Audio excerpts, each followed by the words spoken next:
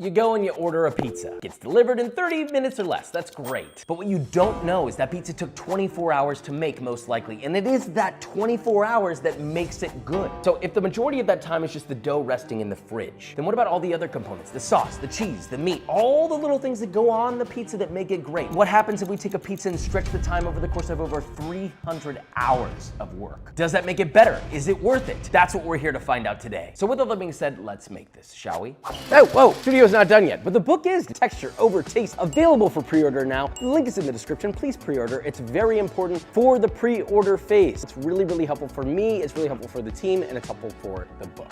Link in the description. You might be thinking, how in the world could we make a pizza that takes over 350 hours to make? Well, as a matter of fact, this pizza was closer to nearly 370 hours. Let's begin. There's no pizza with no topping, so let's start with Daddy's meat. I wanted an Italian-inspired bacon that wasn't pancetta. So, homemade porchetta-infused bacon. Raw pork belly. Around 4.5 pounds or 2 kilos of it. Ideally, you want skin on, but skin off is fine too. In a small bowl, combine exactly 45 grams of salt, 30 grams of dark brown sugar, and 5 grams of Prague powder number 1, which is our curing agent. No matter what, please weigh your curing salt. It's a dangerous product if not used properly, but a necessity for the curing. Plus, you're gonna wash it off at the end, so don't be worried. Now mix all that together, season your pork all over with your cure. Try to get as much of it to stick as possible. Pop that bad boy into a large gallon-sized bag, close it shut. Do not forget to put your date on the bag. It's for safety. And place in the fridge for 6 to 7 days. Mine was done curing at around day 6. That puts us at 144 hours. Now, once it's nice and firm like this, take it out, hose your hog off, make a porchetta seasoning by finely chopping a 1/4 cup or 12 grams of fresh thyme leaves, a 1/4 cup or 11 grams of fresh rosemary leaves, but not the stems. Separately crush 4 cloves of garlic, add a generous pinch of salt to the garlic to help break it down a bit better, and finally chop the garlic, toss it together, follow it with the zest of 1 orange, finally chop that in there, add a 1/2 teaspoon or 1 gram of red pepper flakes. Then add 1/2 teaspoon or 1 gram of ground nutmeg. Now use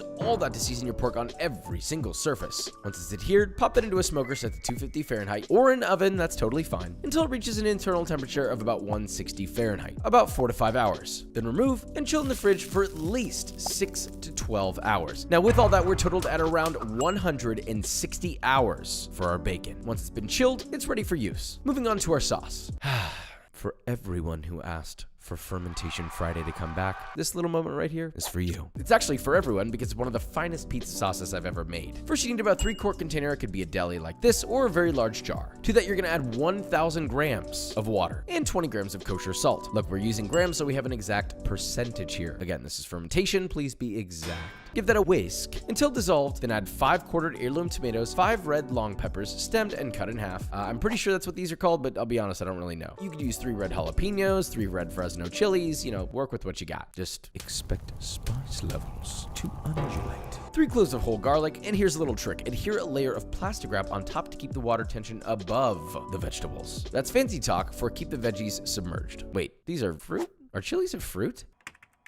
Oh my God, they are. So are the tomatoes. We're making a little garlic fruit sauce. Anyway, you may need to add a lightweight, such as a small container filled with a little bit of water to keep them submerged. Now top with cheesecloth, use a piece of kitchen twine to adhere, to tie it on, and this is the most important step of all time. Please label with today's date. Okay, you're letting this sit out for 5 full days. You need to know wait a minute, what was the day that I did this? Yeah, exactly, you gotta remember. Now after 5 days, we have officially added another 120 hours to our time, putting us at a grand total of 280 hours out of our 350-hour plus trek. These are no longer tomatoes. Well, actually, they are, but they're just lacto-fermented, which has brought out more flavors. Now, the making of the sauce is easy. Fish out all the solids from your ferment, pop it into a blender, and start blending on high speed. Add 2 tablespoons or 25 grams of extra virgin olive oil and 1 tablespoon of tomato paste. Blend that all together till as smooth as possible. Taste and adjust salt if needed, and well, that's it. You want to preserve the flavors from that ferment until we blast them in our oven. Shout out to my boys at Gosney. Let's talk dough. One of the most requested bread recipes of mine is a sourdough pizza, and well, Papa is here to give you a gift. This sourdough pizza dough. In order to make this sourdough, you need to begin with a fully matured sourdough starter. That means feed it and let it sit for 24 hours at room temperature, and then you can use it. So now we're at 304 hours. Once your starter is mature, get a large bowl and add 540 grams of water at 95 Fahrenheit. Yes, we gotta use grams here. Look, I got a pizza needs a precision. Sorry to the Italian homies watching. Now add 2 grams of instant yeast and 40 grams of mature sourdough starter. Mix Mix that by hand until incorporated, and then mix in 16 grams of fine sea salt. No, it doesn't kill the yeast. The yeast is just fine. Okay, the salt's just gonna slow the fermentation slightly, which we want. Mix that by hand. Now follow that with 800 grams of double O tipo flour. That's just a special Italian pizza flour. You can find it at many grocery stores. Whole Foods has it. And 25 grams of whole wheat flour. Mix that bad boy for about a minute or until you get a shaggy dough, and then knead for 3 to 4 more minutes or until it begins to turn smooth. Yes, it'll start sticky, but then as you knead, it'll become nice and supple and release from your hand beautifully. Grease your bowl with extra virgin olive oil. Swirl your ball to coat. Now cover that with plastic wrap. Pop it in the fridge for 14 hours to rise, which puts us at 318 hours. But we've still got a long way to go until we get to over 350.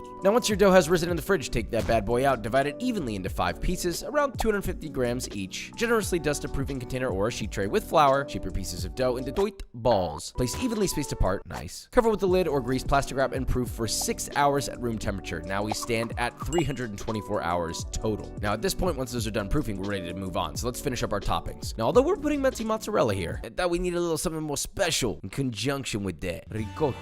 In a medium sauce pot, add half a gallon or a little over 1 3/4 of a liter of milk. Heat that bad boy to exactly 180 Fahrenheit or 83 degrees Celsius. Gently stir in a 1/4 cup or 60 milliliters of lemon juice. Let that cook and sit at that 180 Fahrenheit temperature, stirring occasionally for 40 minutes. Now cut off the heat, let that cool slightly, then ladle into a fine mesh sieve lined with cheesecloth. Set over a container or a large bowl to catch the drainage. Once that's drained for about 5 minutes, grab all the edges of your cheesecloth, wrap together, and tie it shut with kitchen twine, leaving a little bit of length to the twine so you can then wrap that around the handle of a cabinet and let it hang over a bowl. Then you just let it drip for 1 to 1.5 hours, which puts you roughly at around 2 hours total for your ricotta. So that leaves us at 326 hours. Still, we have some way to go to get to 350 hours. Mind you, I'm not including cook time whatsoever because, well, there's not that much cook time at all. So we're pretty much ready to assemble. First, get yourself about 1 cup or 8 ounces or 225 grams of your bacon cut into 1/2-inch cubes. Place it in a 10-inch skillet, set over medium-low, and cook, stirring often for 5 to 7 minutes or until almost GBD. That's golden brown delicious, with a bit less color. If you cook it all the way through, then it's probably gonna burn when you bake it. Drain through a fine mesh strainer, and that's done. Again, that time I'm not even counting. Now, to assemble and bake, dust your proofed balls with all-purpose flour. Dust a work surface, also with all-purpose flour. Add a ball to your work surface, and then using a fist, punch down the center to get a very thin ring around the whole dough. That's gonna become what's known as the pizza's crust. At that point, drape the dough around your closed fist and gently rotate around the perimeter to lightly stretch it, letting gravity do the work for you until you get it about 10 inches wide. At that point, stretch it a bit with your hands on the board, flouring as needed until you get in an 11 to 12-inch circle. Add a nice 1/4 cup or 60 mils of your sauce in the center, then using a swirling motion, spread the sauce evenly across using the bottom of a ladle or a spoon, leaving the crust bare. Whoa, hold on. You remember your ricotta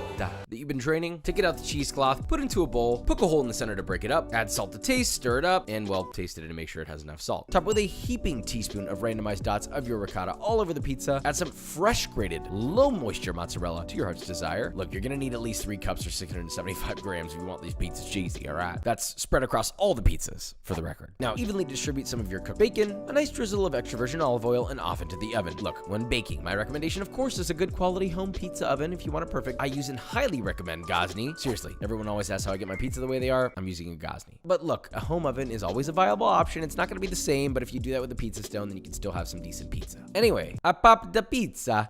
In the pizza oven at around 700 to 750 degrees Fahrenheit for 50 seconds. Isn't that funny? We're gonna spend literal hundreds of hours on this pizza just to cook it in 50 seconds. What in tarnation? Now, after the first 25 seconds, I half rotated to get the color on the other side of the crust and let it bake for another 25 to 30 more seconds. Pull it out and look at that bubbling beauty. It's almost like it's staring back at me, doing a little dance for me. Now, place it on your counter and feel free to add some fresh herbs like fresh basil, fresh parsley, maybe some lemon zest. Whoa, what's that being brushed on the crust? Is that a garlic butter? Wait a minute. That is the trick up my sleeve. Homemade cultured butter with garlic. So yes, quite literally get yourself a quart-sized container, add 1 pint or 500 mils of heavy whipping cream, add in a 1/4 cup or 125 milliliters of buttermilk, stir that 7 times exactly. And what did I say before? Remember, always label a ferment unless you want me to show up and give you a little spanking, all right? I know some of you want that. Get your mind out of the gutter, all right? Cover with cheesecloth at room temp. Use a piece of kitchen twine to tie it on and let it sit for 36 hours. After that, you now have creme fraiche, which, by the way, looks so beautiful, I almost didn't want to do what came next. So throw it into a food processor and process on high until everything separates and you're left with, well, butter and liquid. Pour out that excess liquid, knead your butter with gloves on to squeeze out as much liquid from the butter as you can. I like to wash mine a few times in ice water as I'm doing that. Then once you've pretty much drained your butter as much as possible, plop that into a bowl, add a touch of salt to taste, 4 cloves of garlic grated, then mix together with either a whisk or gloves until thoroughly incorporated. At that point, you just heat that in a small saucepan over medium-low until melted, and as you saw, brush on the crust of one of the most time-intensive pizzas I have ever made, which after adding that butter leaves us with a grand final total of over 365 hours of commitment time. Let's just hope that it was worth it. Pizza that took a very long time, and it smells very good. That is a good pizza. The dough is way more flavorful. I don't care if you do your dough overnight. With the sourdough, it's not sour at all, and it actually tastes like something. There's good pizza dough, and then there's this dough. It's just more. The ricotta, I guess you could buy from a store, right? And it'll probably still be just as good. The butter crust, making your own cultured butter, it's good, but probably just buying cultured butter and it's gonna be just as good. That being said, this sauce, there's nothing that could ever replace this. So to me, the pizza's worth it. Is it worth it to everybody? Maybe not, but at least try this. This is the most life-changing pizza sauce you may ever put on a pizza, period. Of course, the bacon is ridiculous, and there's no way you're gonna get this bacon at the store without making it. I'll call that a worth it. Should we bring in a taste tester? I have this lovely pizza for you. Oh, it's evolving as I'm eating it. Yeah, at first it's like, oh, this isn't normal pizza. It's like at first it hits you and you're like, okay, tomato, ricotta, good dough, and then the sauce hits you. And then there's more flavor that just keeps coming. Is this worth making for 300 hours? Yes. Would I do it? No. But I would watch you, and did.